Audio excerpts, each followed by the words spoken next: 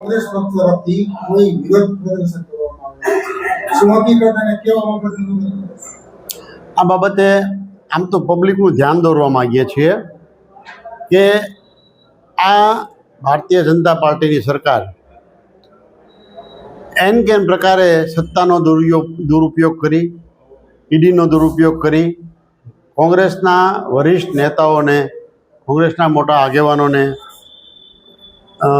ભીસમાં લેવા માટે ખોટા કેસો કરી અને એનો ઈડી વગેરેનો દુરુપયોગ કરે છે. એના ભાગરૂપે આદરણીય સોનિયાજી અને અમારા નેતા રાહુલજીની ઉપર નેશનલ હેરાલ્ડ કેસ આપ સૌ આખો ભારત દેશ જાણે છે, મની લોન્ડરિંગનો કેસ કરેલો.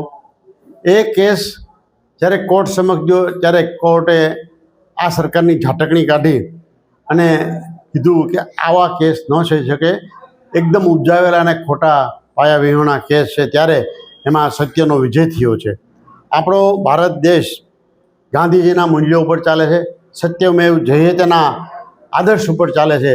ત્યારે અમે સૌ લોકોનું ધ્યાન દોરવા માગીએ છીએ, ભારતીય જનતા પાર્ટીનું પણ ધ્યાન દોરવા માગીએ છીએ કે સત્યનો હંમેશા વિજય થતો હોય છે. એ બાબતે અમારો આ કાર્યક્રમ છે.